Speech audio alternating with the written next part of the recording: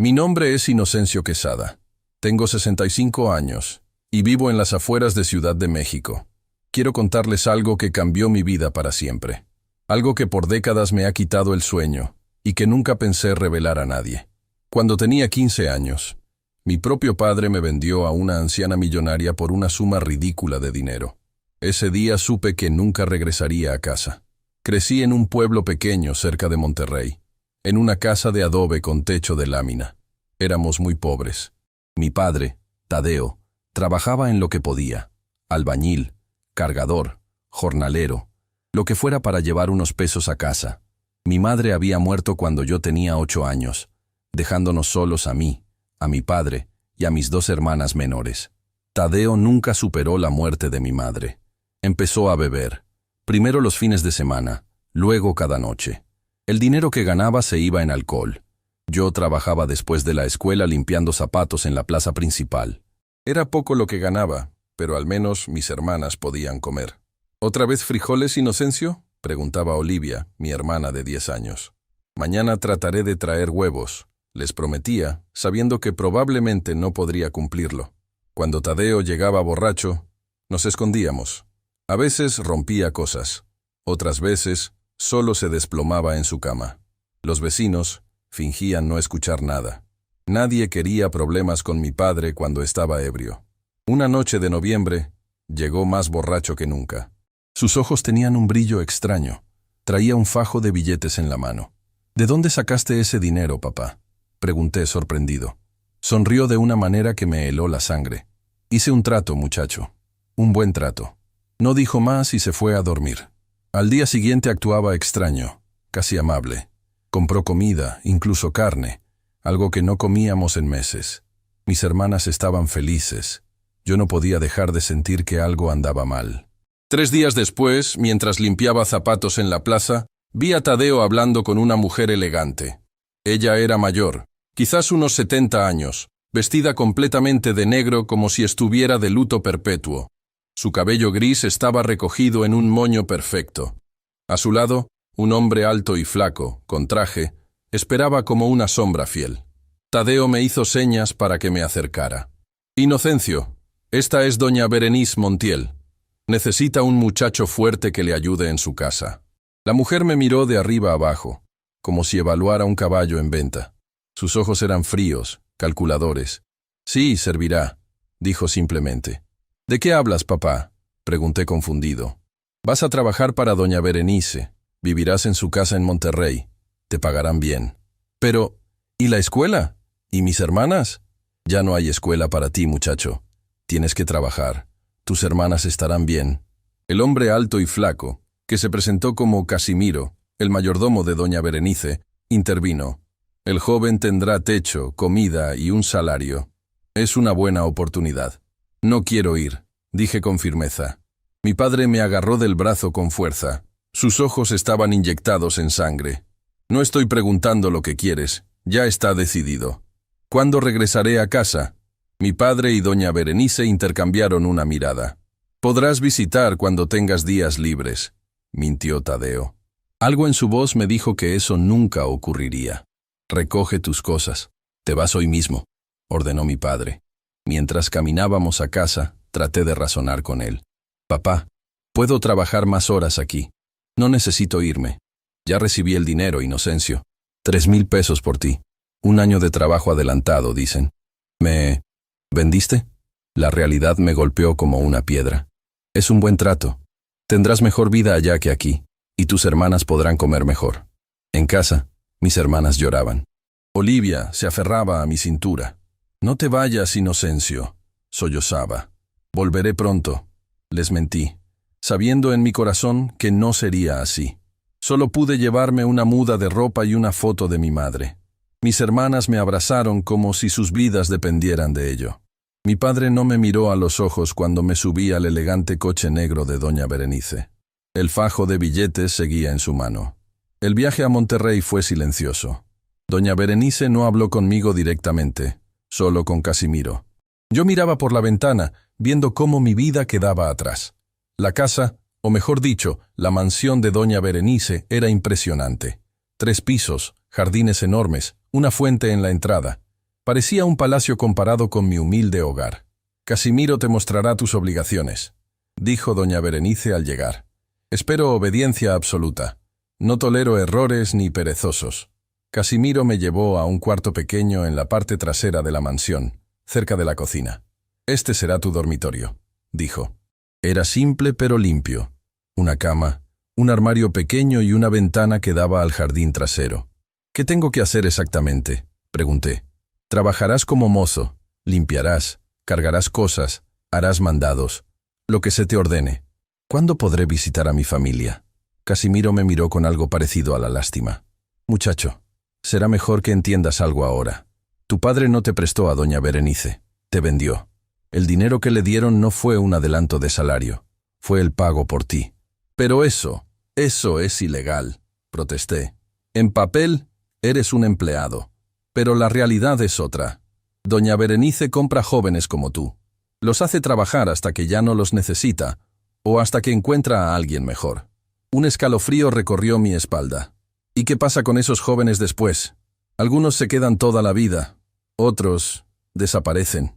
Esa noche no pude dormir. Pensaba en mis hermanas, en mi padre, en la trampa en la que había caído. ¿Cómo podía escapar? ¿A dónde iría? No tenía dinero. No conocía a nadie en Monterrey. Al amanecer, Casimiro me despertó. A trabajar. Doña Berenice desayuna a las 8 en punto. Los primeros días fueron agotadores. Me levantaba a las 5 de la mañana y trabajaba hasta la noche. Limpiaba pisos, lavaba ventanas, cargaba cajas, podaba el jardín. Mis manos se llenaron de ampollas que luego se convirtieron en callos. La mansión tenía pocos empleados para su tamaño. Además de Casimiro, solo estaba Dolores, una cocinera de mediana edad que apenas hablaba, y Engracia, una mujer mayor que se encargaba de la ropa. Todos parecían temerle a doña Berenice. Una semana después de mi llegada, mientras limpiaba el pasillo del segundo piso, escuché voces que venían del estudio de doña Berenice. La puerta estaba entreabierta. «Tía, ¿otro muchacho? ¿Qué pasó con el anterior?» Era una voz femenina, joven. Esteban se volvió insolente. Tuvo que irse. La voz fría de doña Berenice me erizó la piel. ¿Irse dónde, exactamente? Eso no es asunto tuyo, Jimena. Recuerda quién paga tus estudios.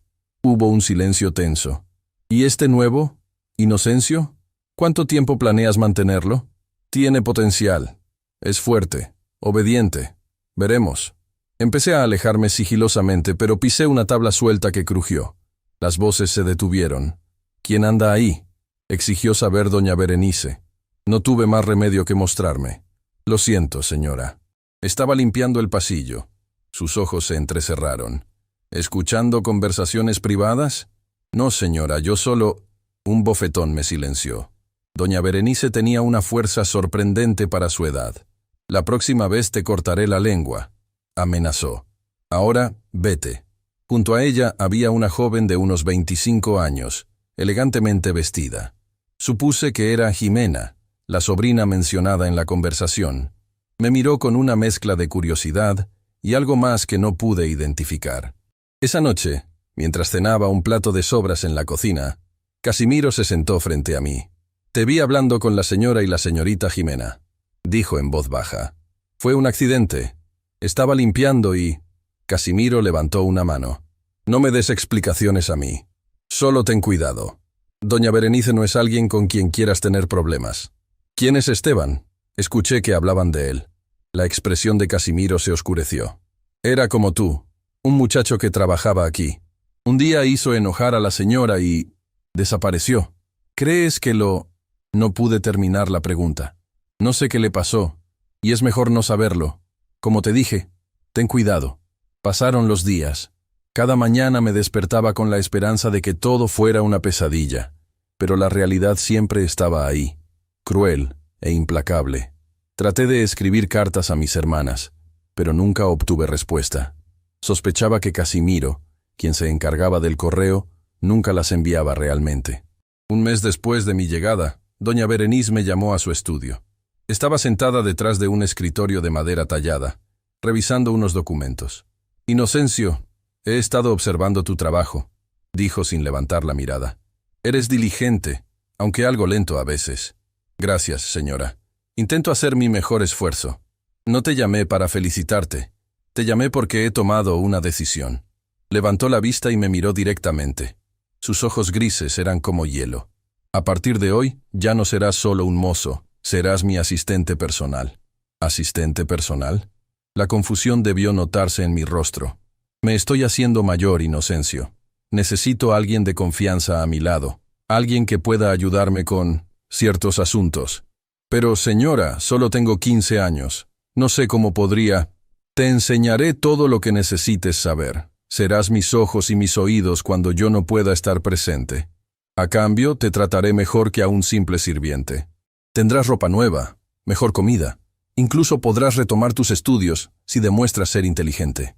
La oferta sonaba tentadora, pero algo en su tono me inquietaba. ¿Por qué yo? ¿Qué había pasado realmente con Esteban, el chico anterior? ¿Qué pasará si me niego, señora? Una sonrisa fría apareció en su rostro. No estás en posición de negarte, muchacho. Tu padre firmó papeles. Legalmente estás bajo mi tutela hasta que cumplas 18 años. Puedo tratarte como un hijo o como un esclavo. Tú eliges. El miedo me recorrió la espalda. ¿Papeles? ¿Mi padre me había entregado legalmente? Acepto, señora, dije finalmente, sabiendo que no tenía opción real. Bien, mañana comenzaremos. Casimiro te dará ropa apropiada y te explicará tus nuevas responsabilidades. Esa noche, mientras yacía en mi cama mirando al techo, comprendí con horrible claridad la situación en la que me encontraba. Mi padre no solo me había vendido como sirviente, me había entregado como una especie de propiedad. Y lo peor era que yo no sabía cuáles eran las verdaderas intenciones de doña Berenice conmigo.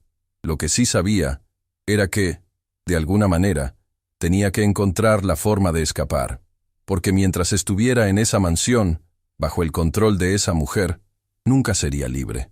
Y si lo que Casimiro insinuaba sobre Esteban era cierto, mi vida podría estar en peligro. Pero escapar no sería fácil. No tenía dinero, no tenía a dónde ir, y por lo que parecía, mi padre había renunciado legalmente a mí. Estaba solo en esto. Con estos pensamientos sombríos, me quedé dormido, soñando con mi hogar y mis hermanas, preguntándome si algún día volvería a verlas. Lo que no sabía entonces era que mi infierno apenas comenzaba, y que los secretos de doña Berenice Montiel eran mucho más oscuros de lo que podía imaginar. Pero esa es otra parte de esta historia, una que les contaré después, porque lo que sucedió a continuación cambiaría mi vida para siempre. Mi primer día como asistente personal de doña Berenice comenzó temprano. Casimiro me entregó un traje negro, casi idéntico al que él usaba, pero en una versión más pequeña. Póntelo, ordenó. La señora espera que su asistente luzca presentable. El traje me quedaba un poco grande. Nunca había usado algo así. ¿Cómo me veo?, pregunté. Como un niño jugando a ser adulto, respondió Casimiro con una ligera sonrisa. Pero mejorarás con el tiempo, si sobrevives. Ese comentario volvió a helarme la sangre. Casimiro siempre dejaba caer estas insinuaciones siniestras que aumentaban mi ansiedad. ¿Qué le pasó realmente a Esteban?, insistí. Casimiro miró a ambos lados del pasillo antes de responder en voz baja. Solo te diré esto. Doña Berenice no tolera la deslealtad. Esteban cometió el error de hurgar donde no debía. ¿Y qué encontró? Suficiente. Casimiro cortó la conversación. Ahora ve al comedor. Desayunarás con la señora hoy. Desayunar con doña Berenice era un privilegio que ni siquiera Casimiro tenía. El comedor era imponente, con una mesa larga de caoba que podía sentar a 20 personas fácilmente. Doña Berenice ocupaba la cabecera, y me indicó que me sentara a su derecha. «Buenos días, Inocencio», dijo con una formalidad gélida. «¿Dormiste bien?» «Sí, señora. Gracias». «Excelente. Comenzaremos tu entrenamiento hoy mismo». Dolores, la cocinera, sirvió huevos, pan recién horneado, frutas y café. Nunca había visto tanto alimento junto desde que llegué a la mansión. Normalmente comía sobras en la cocina. «Come bien», dijo doña Berenice notando mi sorpresa. «Necesitarás energía. Tenemos mucho que hacer». Mientras comíamos, doña Berenice explicaba mis nuevas responsabilidades. «Me acompañarás a mis reuniones, tomarás notas, aprenderás a reconocer quién miente y quién dice la verdad. Sabrás quién es importante y quién no lo es». «¿Por qué yo, señora?». No soy educado ni... Precisamente por eso, interrumpió. Eres una hoja en blanco, sin ideas preconcebidas, sin lealtades divididas. Tu único propósito será servirme. Después del desayuno, doña Berenice me llevó a su estudio. Sacó una caja de madera tallada de un cajón y la abrió. Dentro había un reloj de bolsillo de oro. Esto fue de mi difunto esposo, Augusto, dijo con un tono extrañamente suave. Ahora será tuyo. Extendió el reloj hacia mí. Dudé antes de tomarlo. ¿Por qué me lo da, señora? Un asistente debe ser puntual. Además, su mirada se volvió penetrante. Es un recordatorio constante de que el tiempo es valioso y de que todo tiene un precio. El reloj era pesado, valioso. Podría venderlo por suficiente dinero para escapar, pensé. Como si leyera mi mente, añadió.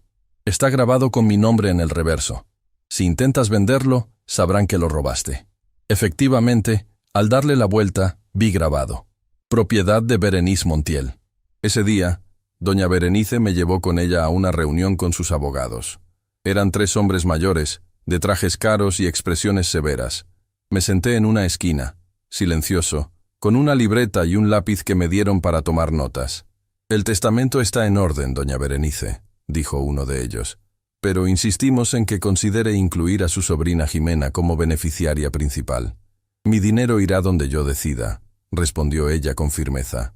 Jimena recibirá lo que merezca, ni más ni menos. La señorita podría impugnar el testamento si se siente desatendida. Déjame preocuparme por eso, Rogelio. ¿Algo más? Los abogados intercambiaron miradas incómodas. Está el asunto de... los papeles de adopción, mencionó otro de ellos. ¿Adopción? Me tensé en mi silla. ¿Han sido procesados?, preguntó doña Berenice. Sí, pero tenemos preocupaciones. El chico tiene una familia biológica. Si deciden reclamar, no lo harán. La voz de doña Berenice era cortante como un cuchillo. El padre firmó la renuncia de custodia. Todo es legal. Legal, sí, pero éticamente, no les pago para debates éticos. ¿Está todo en orden o no? El abogado suspiró. Todo está en orden. El joven Inocencio es legalmente su pupilo ahora. Mi corazón dio un vuelco. ¿Pupilo? Doña Berenice me había adoptado legalmente. ¿Por qué haría algo así? De regreso en el auto, no pude contenerme. Señora, ¿es cierto que me ha adoptado? Me miró con frialdad. No exactamente. He obtenido tu tutela legal. Es diferente. No eres mi hijo, eres mi protegido. Significa que tengo autoridad sobre ti hasta que cumplas la mayoría de edad. ¿Por qué haría eso? Porque necesito a alguien de confianza, alguien moldeado a mi imagen, alguien que pueda continuar mi legado. ¿Su legado? No entiendo. Lo entenderás, con el tiempo. Su mirada se perdió en la ventanilla. Si demuestras ser digno. Esa noche, mientras cenaba en la cocina, Casimiro me observaba con curiosidad. ¿Cómo fue tu primer día como el favorito de la señora?, preguntó. Extraño. Me llevó con sus abogados. Hablaron de una tutela legal sobre mí. Casimiro dejó caer su tenedor. ¿Tutela? Eso es nuevo. Contigo ha ido más lejos que con Esteban. ¿Qué significa? Significa que tiene planes para ti. Grandes planes. ¿Qué tipo de planes? Casimiro se levantó y se acercó a mí, bajando la voz. Doña Berenice no tiene hijos. Su esposo murió hace 15 años. Solo tiene a su sobrina Jimena, la hija de su hermana fallecida, pero no confía en ella para manejar su fortuna. ¿Y cree que yo podría hacerlo? Soy solo un muchacho sin educación. Exactamente. Eres maleable. Puedes ser moldeado según sus deseos. Sin ideas propias, sin demandas. El sucesor perfecto. Un escalofrío me recorrió la espalda. Yo no quiero ser su sucesor. Solo quiero volver con mis hermanas. Olvídate de tu vida anterior, Inocencio. Cuanto antes lo aceptes, más fácil será para ti. En las semanas siguientes, mi entrenamiento se intensificó. Doña Berenice contrató profesores privados para enseñarme matemáticas, literatura, historia, incluso francés. Por las tardes, ella personalmente me instruía en etiqueta, finanzas y lo que llamaba el arte de juzgar a las personas. Nunca confíes en alguien que sonríe demasiado, me decía. Las sonrisas son máscaras. Observa los ojos, las manos. Ahí está la verdad. También me enseñaba sobre su imperio financiero. Doña Berenice era dueña de varias propiedades en Monterrey, inversiones en bancos, acciones en empresas, una fortuna construida por su difunto esposo y multiplicada por ella después de su muerte. «Todo esto podría ser tuyo algún día», me dijo una vez, mostrándome documentos de propiedades valoradas en millones. ¿Por qué yo? ¿Por qué no su sobrina Jimena? Jimena es débil, sentimental. Daría todo nuestro dinero a causas benéficas en un mes. Necesito a alguien con carácter para preservar lo que construimos. No entendía por qué la generosidad era vista como una debilidad, pero no discutí. A veces veía a Jimena en la mansión. Ella me miraba con una mezcla de curiosidad y lástima. Un día, me abordó mientras leía en la biblioteca. «Así que tú eres el nuevo proyecto de mi tía», dijo, sentándose frente a mí. «No sé a qué se refiere, señorita. Claro que lo sabes. Te está moldeando, como hizo con Esteban. Pero contigo ha ido más lejos. Tutela legal. Vaya. ¿Conoció a Esteban?», pregunté, ansioso por saber más sobre mi predecesor. Lo suficiente para saber que cometió un error fatal. «¿Qué error?». Jimena miró hacia la puerta antes de continuar. Descubrió ciertas inconsistencias en los negocios de mi tía, y fue lo bastante tonto para confrontarla. ¿Inconsistencias? Digamos que no todo el dinero de mi tía viene de fuentes legítimas, pero no deberías saber esto. Y definitivamente no deberías investigarlo. Se levantó para marcharse, pero la detuve. ¿Por qué me dice esto? ¿No le preocupa que se lo cuente a su tía? Jimena sonrió tristemente. Si se lo cuentas, solo confirmarás que eres como ella. Y si no lo haces, significa que hay esperanza para ti. Es una prueba, si quieres verlo así. Después de ese encuentro, no pude dejar de pensar en lo que Jimena había insinuado. Negocios ilegales. ¿Qué había descubierto Esteban exactamente? Una tarde, mientras doña Berenice asistía a una reunión del club social, decidí arriesgarme. Entré a su estudio buscando... no sabía exactamente qué. Algo que me diera pistas sobre la verdadera naturaleza de su fortuna, sobre el destino de Esteban, sobre mis propias posibilidades de escapar. El estudio estaba cerrado con llave, pero yo había observado donde guardaba doña Berenice la llave de repuesto, en un pequeño compartimento secreto detrás de un cuadro en el pasillo. La tomé con manos temblorosas y abrí la puerta. El estudio estaba impecable, como siempre. Empecé a revisar los cajones del escritorio. La mayoría contenían documentos ordinarios, facturas, correspondencia, invitaciones. Pero el último cajón estaba cerrado con llave. Recordé que doña Berenice llevaba un juego de llaves pequeñas en su bolso. Sin embargo, también tenía una réplica escondida. Una vez la vi guardarla en un libro hueco en su estantería. Busqué entre los libros hasta encontrarlo. Una edición antigua de Don Quijote. Al abrirlo, efectivamente había un espacio tallado donde descansaba una pequeña llave dorada. Con ella abrí el último cajón. Dentro había una carpeta roja con el título «Inversiones especiales». La abrí y encontré documentos sobre propiedades en zonas que reconocí como barrios pobres de Monterrey. Parecían ser casas de préstamo, negocios de empeño y otros establecimientos que cobraban intereses exorbitantes a personas desesperadas. También había un sobre manila con fotografías. Al abrirlo, mi sangre se heló. Eran fotos de jóvenes, todos entre 15 y 18 años. En una de ellas reconocí a quien debía ser Esteban, un muchacho delgado, de cabello oscuro y expresión seria. Había notas al reverso de cada foto, detallando fechas y servicios prestados. Y luego, al fondo del sobre, encontré una foto que me dejó sin aliento. Era yo, el día que llegué a la mansión. Al reverso decía: Inocencio Quesada, 15 años, adquirido, 3,000 pesos. Potencial, alto. Proyecto, heredero. ¿Proyecto heredero? ¿Qué significaba eso? ¿Cuántos chicos antes que yo habían sido adquiridos por doña Berenice? Seguí explorando y encontré un cuaderno con anotaciones.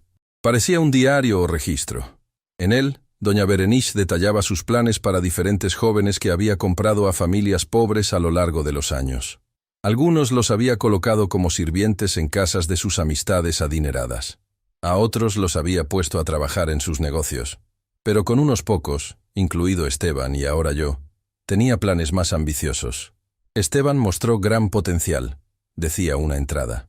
Inteligente, adaptable. Podría ser el indicado para el proyecto heredero.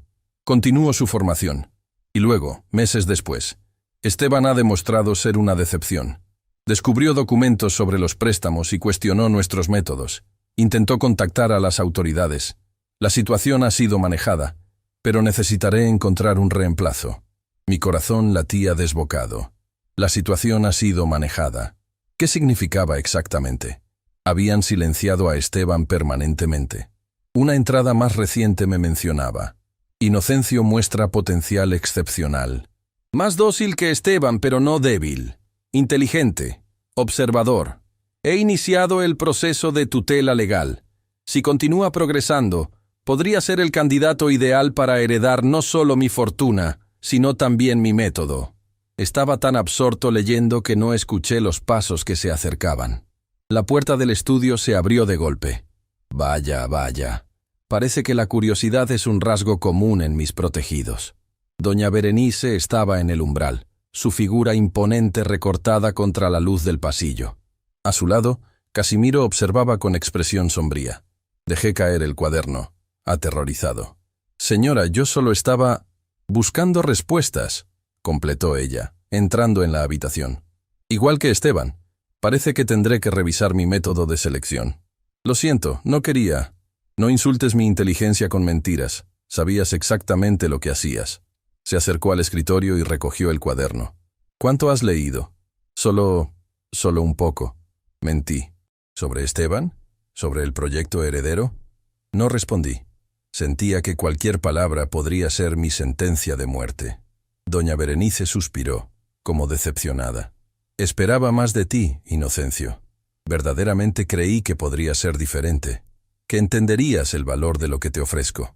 «¿Qué le pasó a Esteban?», me atreví a preguntar. Una sonrisa fría apareció en su rostro. «¿Realmente quieres saberlo? Porque podría mostrártelo.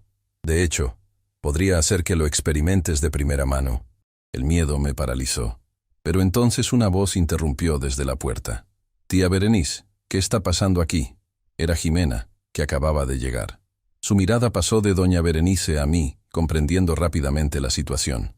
«Nada que te concierna, sobrina», respondió doña Berenice. «Un asunto privado entre mi protegido y yo». «¿El mismo tipo de asunto privado que tuviste con Esteban?», preguntó Jimena con tono desafiante.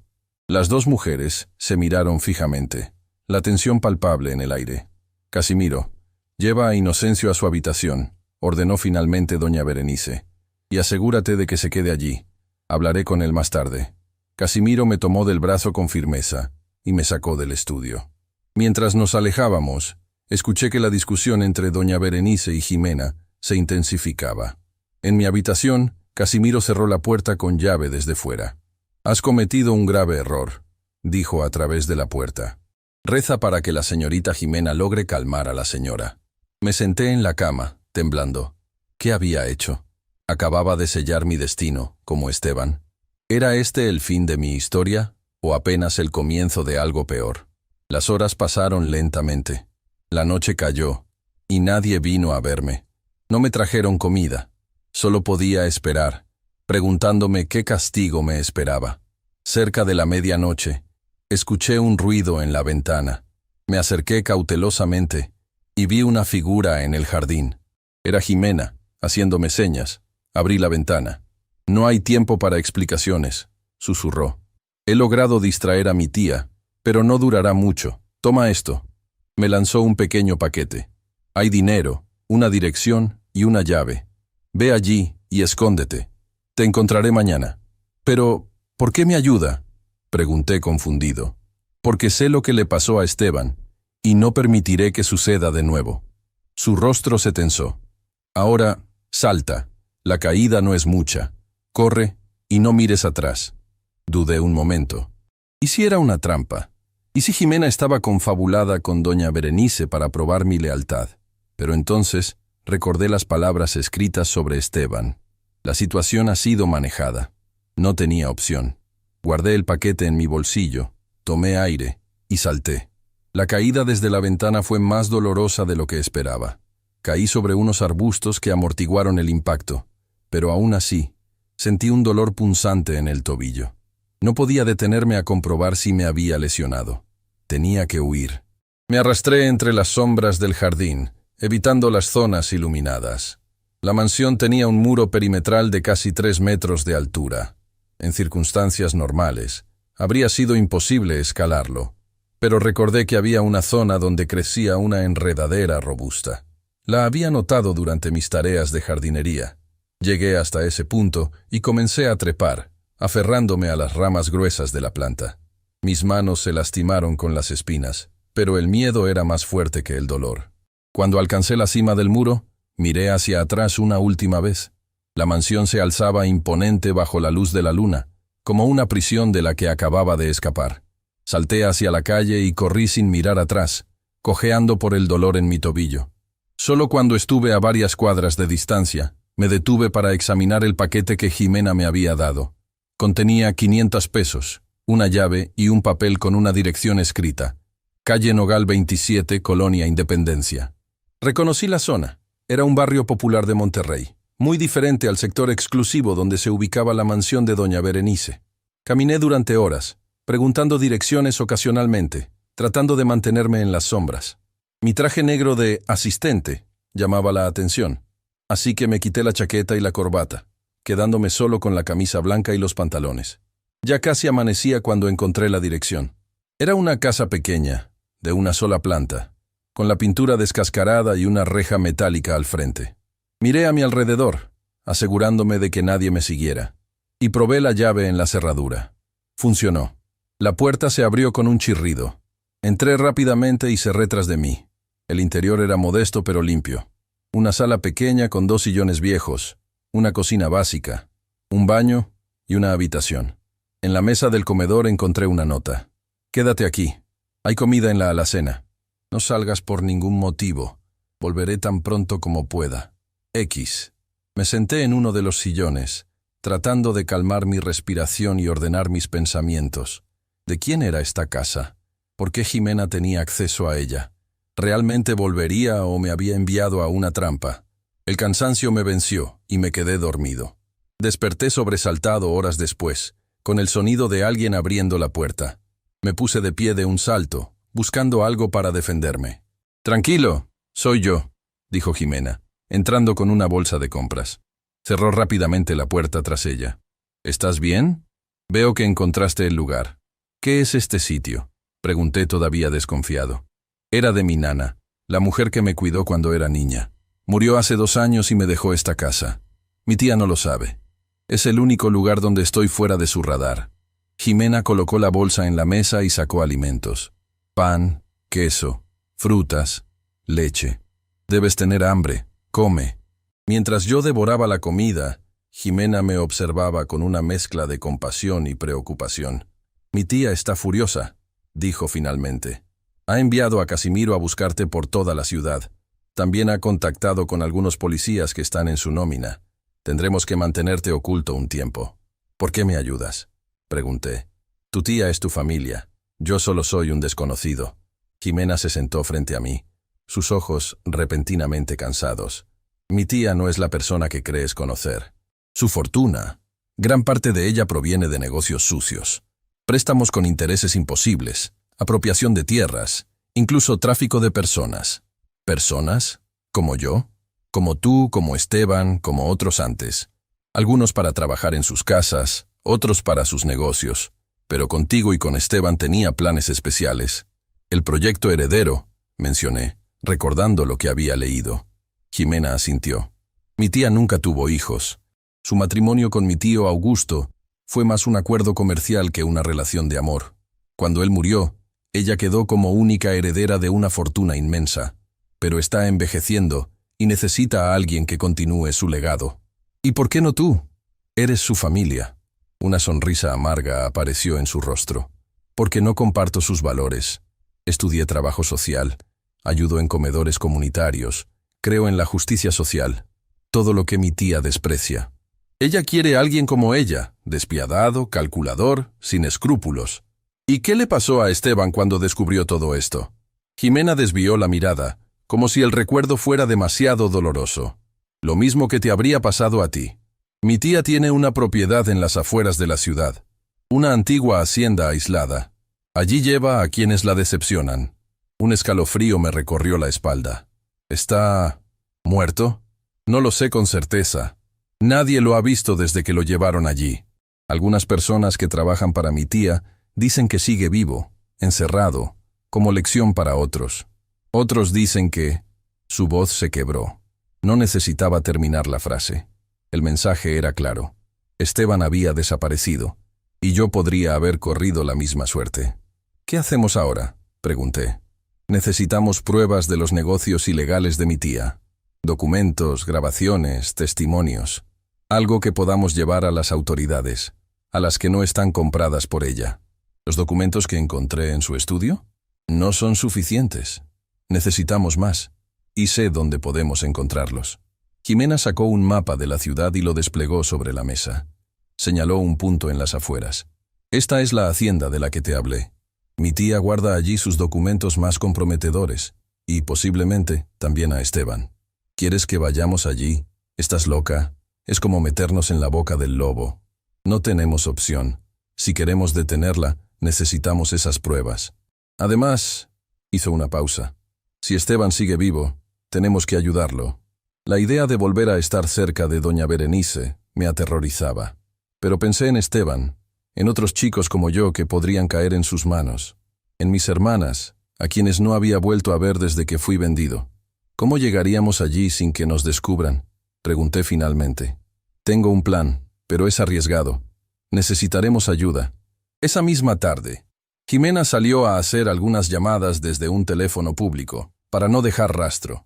Regresó horas después, acompañada por un hombre joven, de unos 25 años, con cabello rizado y gafas. Inocencio, este es Mateo. Es periodista y ha estado investigando a mi tía durante meses. Mateo me estrechó la mano con firmeza. Jimena me contó tu situación. Lo siento mucho. ¿Podemos confiar en él?, pregunté a Jimena en voz baja. Mateo perdió a su hermano por culpa de los prestamistas de mi tía. Cuando no pudo pagar, lo amenazaron y terminó suicidándose. Al menos eso dice la versión oficial. Mateo asintió, su rostro ensombreciéndose. Llevo un año recopilando información sobre doña Berenice. Testimonios de familias afectadas, documentos filtrados, fotos de sus propiedades. Pero me falta la pieza clave, la evidencia directa que la vincule con actividades ilegales. Por eso necesitamos entrar en la hacienda, explicó Jimena. Allí guarda todo lo que la incriminaría. Mateo desplegó nuevos mapas y fotografías aéreas de la propiedad. La hacienda San Agustín, construida en el siglo XIX, 50 hectáreas, muros de 3 metros, sistemas de seguridad modernos, guardias armados. No será fácil entrar. Pero tenemos una ventaja, dijo Jimena. Yo he estado allí varias veces. Conozco la distribución, las rutinas de seguridad. Durante horas, los tres planificamos cada detalle. La hacienda tenía un punto débil. Cada domingo por la tarde, doña Berenice asistía a misa y luego a su club social. Era el momento en que menos personal quedaba en la propiedad. Casimiro siempre la acompaña, añadí, recordando las rutinas en la mansión. Y los domingos parte del personal tiene día libre. Exacto, confirmó Jimena. Será nuestra mejor oportunidad. El plan era simple pero arriesgado. Jimena me llevaría en su auto, pretendiendo una visita normal. Como sobrina de doña Berenice, no levantaría sospechas. Una vez dentro, buscaríamos los documentos y, si era posible, a Esteban. ¿Y si doña Berenice está allí?, pregunté, aterrorizado ante la posibilidad. No lo estará. Tengo contactos que me avisarán cuando salga de la mansión hacia la iglesia. Solo tendremos unas 2 o 3 horas, pero debe ser suficiente. Pasamos los siguientes 2 días preparándonos. Mateo consiguió una cámara pequeña para fotografiar documentos y un teléfono móvil para comunicarnos. Si algo sale mal, este es el número al que deben llamar, dijo entregándonos una tarjeta con un número escrito. Es de un fiscal federal que no está en la nómina de doña Berenice. He estado trabajando con él en secreto. El domingo llegó demasiado rápido. Me levanté al amanecer, con un nudo en el estómago. ¿Realmente estaba dispuesto a arriesgar mi vida por esto? ¿No sería mejor simplemente huir de la ciudad, empezar de nuevo en otro lugar? Pero pensé en Esteban, en los otros jóvenes que aparecían en las fotografías, en el proyecto heredero y en lo que significaba la continuación de un legado de explotación y crueldad. No podía permitirlo. Jimena llegó a mediodía, vestida elegantemente, como correspondía a una visita a la hacienda de su adinerada tía. «Toma, ponte esto», dijo, entregándome una bolsa con ropa. Era un uniforme de jardinero, similar al que usaban los empleados de doña Berenice. «Pasarás por un ayudante que contraté. Mantén la cabeza baja y no hables con nadie». El viaje a la hacienda duró casi una hora. A medida que nos alejábamos de la ciudad, el paisaje se volvía más árido y solitario. Finalmente, un desvío nos llevó por un camino de tierra hacia una enorme propiedad rodeada de muros altos, con una puerta de hierro forjado en la entrada. Un guardia salió a recibirnos. «Señorita Jimena, no esperábamos su visita hoy. Vine a revisar algunos documentos para mi tía», respondió ella con naturalidad. «Y traje a este muchacho para que me ayude con el jardín interior. Sabes cuánto me gusta ocuparme de esas plantas». El guardia me miró con suspicacia, pero no cuestionó a Jimena. Abrió la puerta y nos dejó pasar. La hacienda era impresionante. Una casona principal de estilo colonial, rodeada de jardines bien cuidados. Varios edificios más pequeños se distribuían por la propiedad. Almacenes, establos, casas para empleados. Jimena condujo hasta la entrada principal y estacionó. Me hizo un gesto para que bajara, manteniendo mi papel de ayudante silencioso. Una mujer mayor nos recibió en la puerta. «Señorita Jimena, qué sorpresa. La señora no está». «Lo sé, Remedios. Solo vine a buscar unos documentos para la reunión de mañana. No tardaré mucho». «Como usted diga. ¿Necesita algo?» «No, gracias». «¿Y él?», dijo señalándome.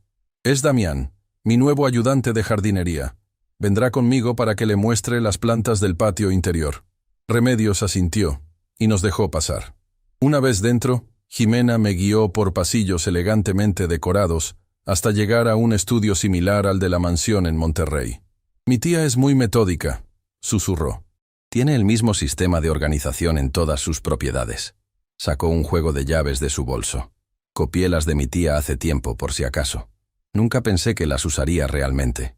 Abrió un armario y luego un cajón oculto dentro de este.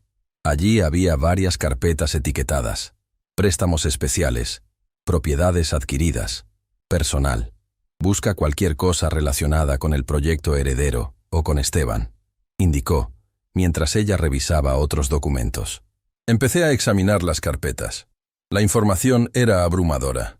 Listas de personas a las que había prestado dinero con intereses imposibles de pagar, propiedades arrebatadas a familias endeudadas, sobornos a funcionarios, incluso pagos a policías para encubrir operaciones. Y entonces la encontré. Una carpeta etiquetada Proyecto H, candidatos. La abrí y vi mi foto junto a la de Esteban y otros 3 jóvenes, todos con anotaciones detalladas sobre nuestro progreso. La entrada sobre Esteban terminaba con una nota inquietante: trasladado a la instalación especial en San Agustín para reeducación intensiva. Pronóstico negativo. «Jimena, mira esto», dije, mostrándole la carpeta. «Esteban está aquí, en algún lugar de la hacienda». Ella palideció al leer la nota. «La instalación especial debe referirse al sótano del antiguo almacén. Mi tía lo reformó hace unos años, supuestamente como bodega para vinos. Tenemos que encontrarlo. Primero, fotografiemos todo esto», dijo, sacando la pequeña cámara. Rápidamente documentamos cada página incriminatoria, cada lista, cada foto. «Ahora vamos por Esteban». Salimos del estudio con cautela. Jimena me guió a través del jardín trasero, hacia una estructura de piedra que parecía un antiguo granero reconvertido. «Es aquí», murmuró. «Pero debe haber guardias». Efectivamente, un hombre corpulento vigilaba la entrada. Jimena me hizo una seña para que la siguiera por la parte trasera del edificio. «Hay una entrada secundaria», explicó. La usaban para meter suministros directamente al sótano. Encontramos la puerta. Una trampilla de madera que daba a unas escaleras descendentes. Estaba cerrada con un candado. «No tengo la llave para esto», dijo Jimena frustrada. Miré alrededor y vi una pala apoyada contra la pared. La tomé y con todas mis fuerzas golpeé el candado varias veces hasta que cedió. Abrimos la trampilla con cuidado y descendimos por las escaleras de piedra. El aire era frío y húmedo.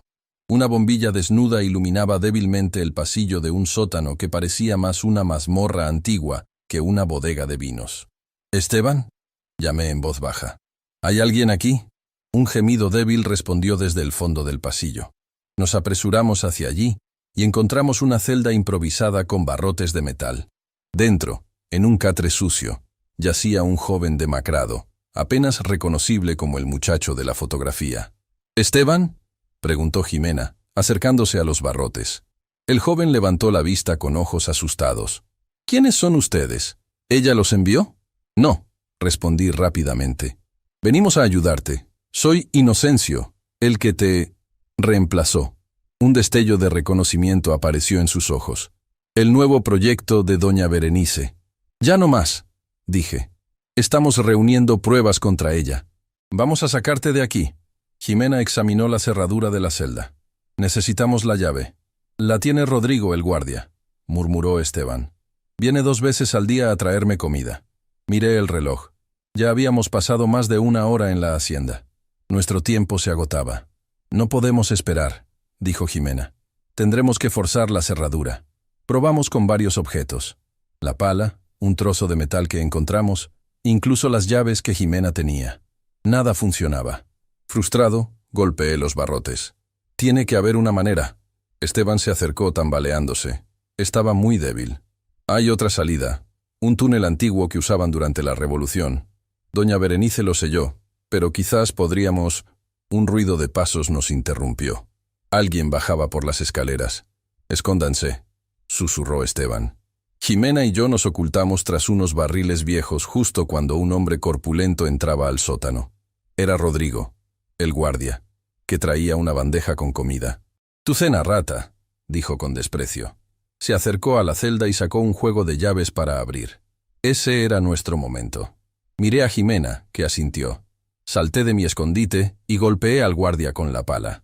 El impacto lo hizo tambalearse, pero no cayó. Se volvió furioso, sacando una pistola de su cinturón. «¡Maldito mocoso!». Jimena apareció entonces, arrojándole uno de los barriles. El guardia disparó, pero la bala se perdió en la pared. El ruido del disparo retumbó en el sótano. Aproveché su distracción para lanzarme contra él con todas mis fuerzas. Ambos caímos al suelo, forcejeando por el arma. Era mucho más fuerte que yo, pero la adrenalina me daba una energía desesperada. De repente sentí un golpe seco y el guardia se desplomó sobre mí. Jimena estaba de pie, sosteniendo la pala con la que lo había golpeado en la cabeza. «¿Estás bien?», preguntó, ayudándome a quitármelo de encima. «Sí», jadeé. «Las llaves». Tomé el juego de llaves del cinturón del guardia inconsciente y abrí la celda. Esteban salió tambaleándose. Estaba extremadamente delgado y débil. «Tenemos que irnos ya», urgió Jimena. «Ese disparo alertará a todos». «El túnel», insistió Esteban. «Es nuestra única opción». Nos guió arrastrando los pies hasta el fondo del sótano. Detrás de unos barriles había una pared de ladrillos que parecía más reciente que el resto. «Está detrás de esto», dijo Esteban. «Lo descubrí antes de que me encerraran. Creo que por eso me atraparon». Entre los 3 empujamos los barriles y empezamos a golpear la pared con la pala. Los ladrillos, colocados sin mucha habilidad, comenzaron a ceder. Pronto abrimos un hueco lo suficientemente grande para pasar. Efectivamente, un túnel antiguo se extendía en la oscuridad.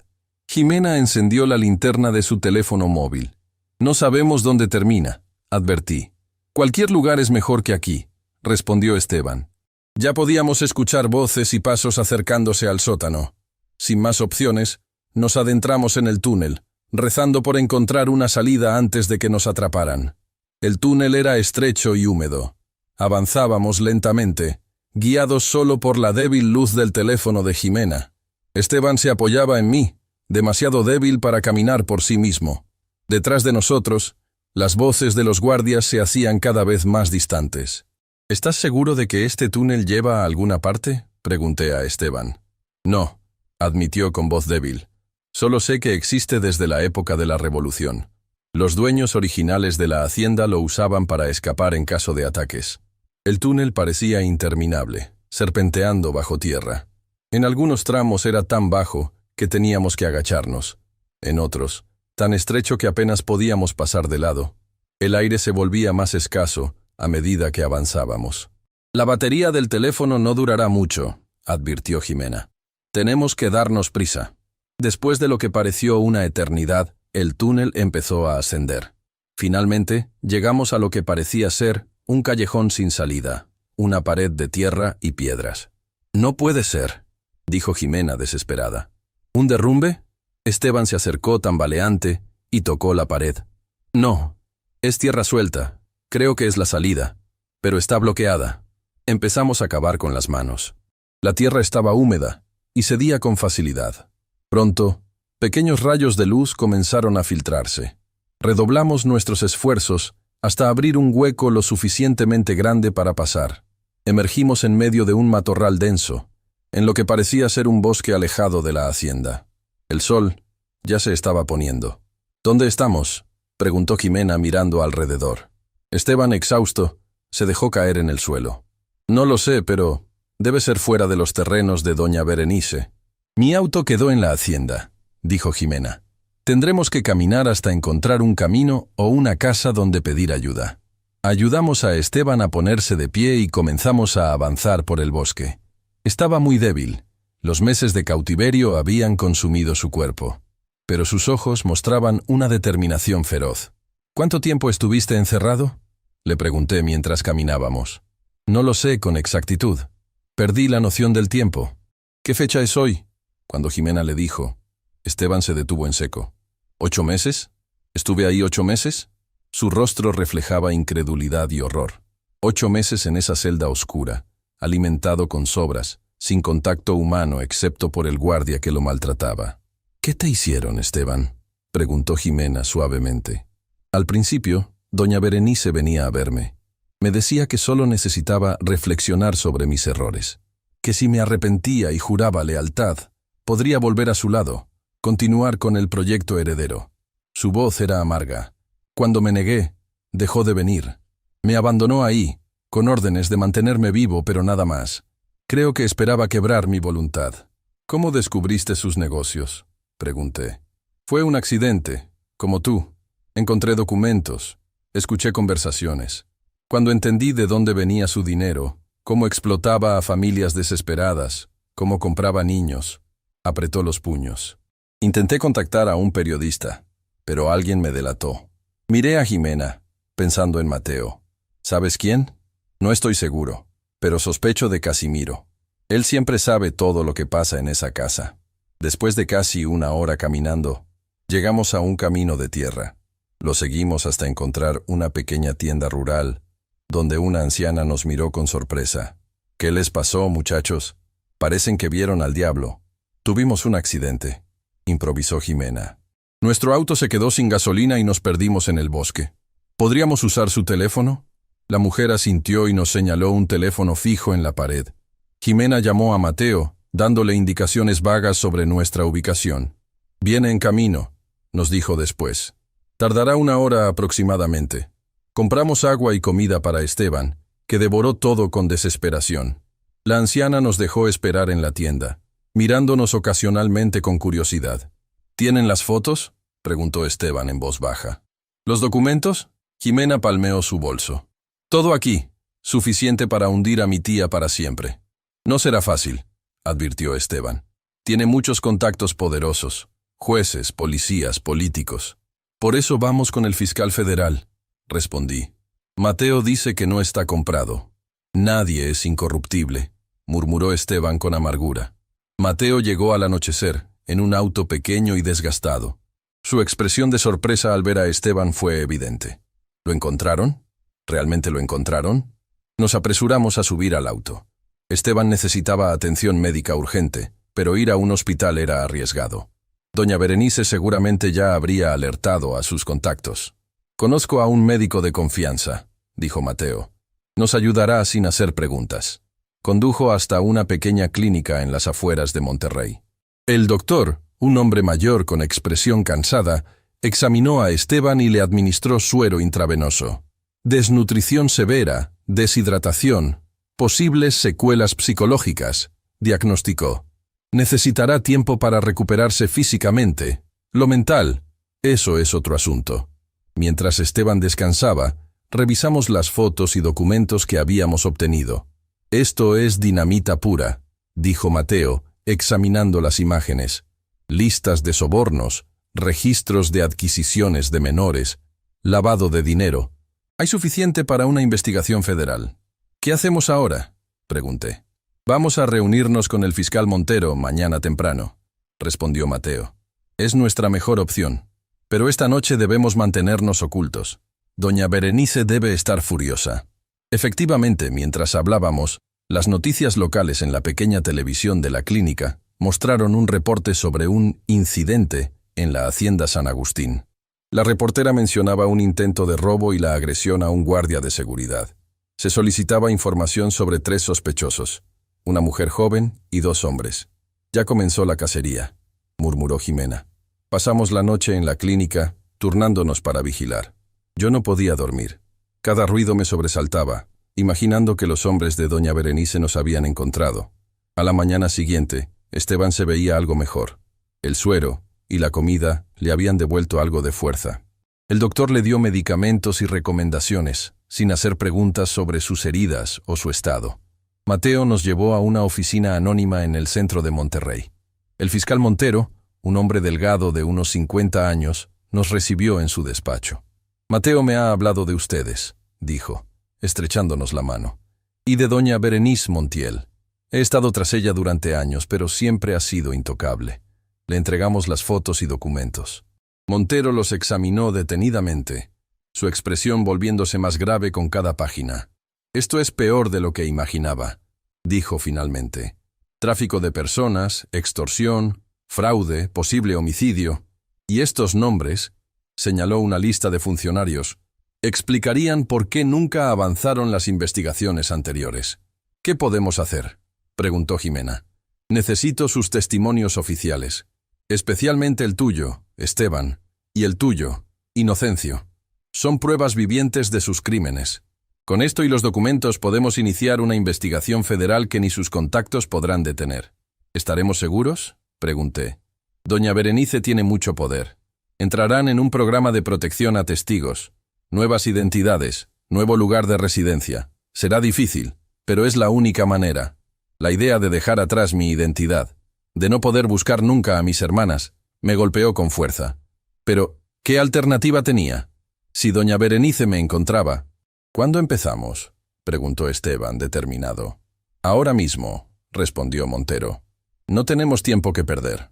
Durante las siguientes horas, grabamos nuestras declaraciones. Yo relaté cómo mi padre me había vendido, cómo doña Berenice había obtenido mi tutela legal, el descubrimiento de sus documentos. Esteban contó su historia similar, más su cautiverio en la hacienda. Jimena aportó su conocimiento sobre los negocios de su tía y cómo había facilitado nuestra fuga. Terminábamos cuando el teléfono de Montero sonó. Su expresión cambió mientras escuchaba. «Tenemos que irnos», dijo al colgar. «Acaban de allanar mi oficina principal. Alguien filtró información sobre nuestra reunión». «¿Cómo es posible?», exclamó Mateo. «Nadie sabía que vendríamos aquí». «Las redes de doña Berenice son extensas», respondió Montero, recogiendo apresuradamente los documentos. «Síganme. Tengo un auto en la parte trasera». Bajamos por una escalera de servicio y salimos a un callejón donde nos esperaba una camioneta con vidrios polarizados. Un hombre uniformado estaba al volante. «Es de confianza», aseguró Montero. «Nos llevará a un lugar seguro». Mientras subíamos al vehículo, noté algo extraño en la expresión del conductor. Una sonrisa casi imperceptible que me resultaba familiar. Era la misma expresión que había visto en Casimiro tantas veces. La de alguien que sabe más de lo que dice. «¡Esperen!», grité. «¡No suban!», pero era tarde. El conductor sacó un arma y apuntó a Montero. «Fiscal, le recomendaría que entregue esos documentos ahora mismo». Montero palideció. «García, ¿tú? ¿Cuánto te pagaron?» «Más de lo que ganaré en 20 años con el gobierno», respondió el traidor. «Ahora los documentos y las grabaciones. Y nadie saldrá herido». Estábamos atrapados. Montero, lentamente, le entregó su maletín con las evidencias. «Bien», dijo García. «Ahora, todos ustedes vendrán conmigo. Hay alguien que quiere verlos». Mi corazón se hundió. Habíamos estado tan cerca. De repente, se escucharon sirenas acercándose. García se distrajo un segundo, mirando hacia la calle principal. Fue todo lo que necesitamos. Mateo, en un movimiento sorprendentemente rápido, se lanzó contra García. El arma se disparó, la bala rozando el brazo de Mateo. Forcejearon mientras el resto salíamos de la camioneta. ¡Corran!, gritó Mateo. Esteban, aún débil, tropezó. Lo ayudé a levantarse y seguimos a Montero y Ximena por el callejón. Detrás de nosotros, Mateo había logrado desarmar a García y lo mantenía inmovilizado contra el suelo. Corrimos hasta llegar a una avenida concurrida, perdiéndonos entre la multitud. Montero nos guió hasta una estación de autobuses. «Hay que separarnos», dijo jadeando. «Es nuestra única opción ahora». «¿Y las pruebas?», preguntó Ximena desesperada. «García tiene los originales, pero tengo copias digitales», respondió Montero sacando una pequeña memoria USB de su zapato. «Las envié a mi correo esta mañana, además de guardarlas aquí. Pero ahora todos ustedes están en peligro. Necesitan desaparecer». Nos dio dinero y direcciones de contactos seguros en diferentes ciudades. «No usen sus nombres reales. No llamen a familiares o amigos. Desaparezcan hasta que los contacte». «¿Y Mateo?», pregunté preocupado por el periodista que se había arriesgado por nosotros. «Yo me encargaré de él si logra escapar», aseguró Montero. «Ahora vayan, cada uno por su lado». Nos despedimos apresuradamente. Ximena me abrazó con fuerza. «Ten cuidado, Inocencio. Nos volveremos a ver, lo prometo». Esteban y yo tomamos autobuses a ciudades diferentes. Él iba hacia el norte, yo hacia el sur. Antes de separarnos, me estrechó la mano. «Gracias por venir por mí», dijo con voz quebrada. Pensé que moriría en esa celda. «Estaremos bien», le aseguré, sin estar realmente convencido. «Doña Berenice pagará por todo». «Si sobrevivimos para verlo», respondió con una sonrisa triste. Los siguientes meses fueron los más duros de mi vida. Viajé de ciudad en ciudad, usando nombres falsos, trabajando en empleos temporales, siempre mirando por encima del hombro. Cada rostro desconocido era potencialmente un enviado de doña Berenice. Cada sirena de policía me hacía pensar que venían por mí. Sin embargo, 6 meses después de nuestra huida, recibí una señal. En el periódico de la pequeña ciudad donde me ocultaba, vi un titular que me dejó sin aliento.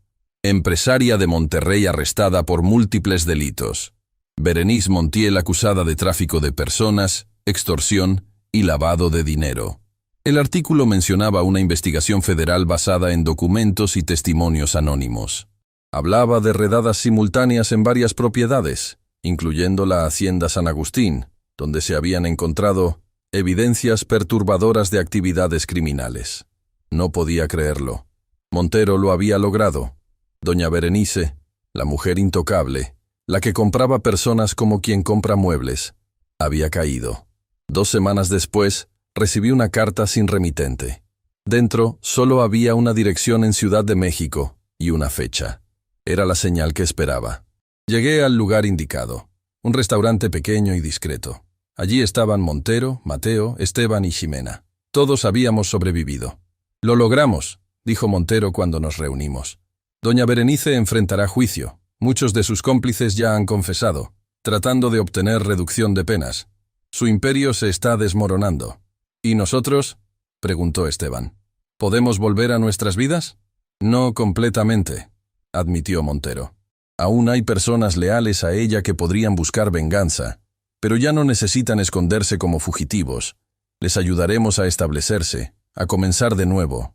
Yo he decidido estudiar Derecho», anunció Ximena. «Quiero ayudar a personas como ustedes, víctimas de traficantes y explotadores.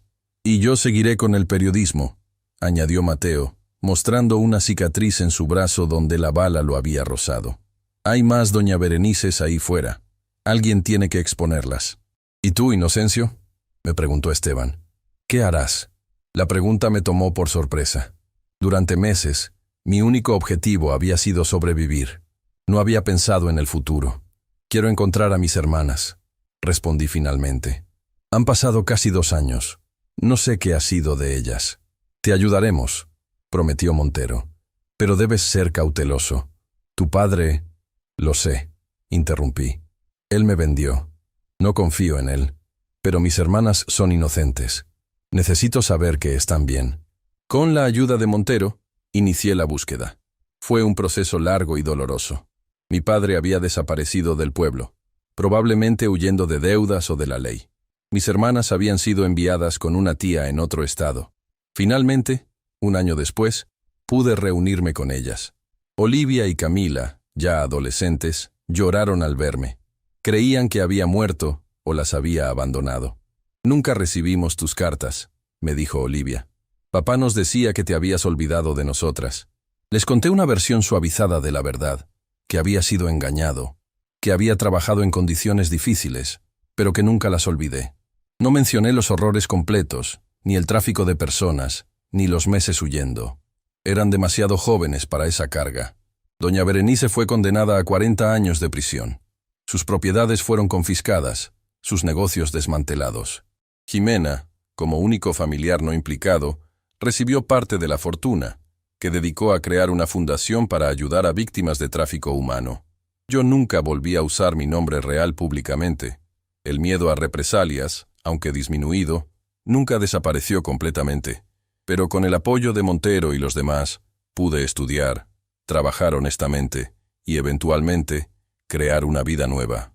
Hoy, 50 años después, comparto esta historia para que sepan que el mal existe bajo máscaras respetables, que hay personas como doña Berenice que ven a otros seres humanos como mercancía, pero también para que sepan que siempre hay esperanza, incluso en los momentos más oscuros. Esteban se convirtió en médico, dedicando su vida a atender a los menos afortunados. Jimena llevó su fundación a nivel internacional, salvando a miles de niños de destinos como el nuestro. Mateo ganó premios por sus investigaciones sobre tráfico humano. Todos transformamos nuestro dolor en propósito. Y yo aprendí que mi valor no lo determina quien está dispuesto a pagar por mí. Que no soy una mercancía, ni un proyecto, ni la inversión de nadie. Soy un ser humano que mereció siempre ser tratado como tal. Mi padre vendió mi cuerpo por 3,000 pesos, pero mi alma, mi dignidad, esas nunca pudieron ser compradas. Ni por él, ni por doña Berenice, ni por nadie. Esa es la lección que quiero que lleven consigo. Nadie puede vender lo que hace que seas verdaderamente tú. Nadie puede comprar tu humanidad. Y si alguna vez te encuentras en la oscuridad, como yo me encontré en aquel sótano, recuerda que siempre hay un túnel, un camino hacia la luz.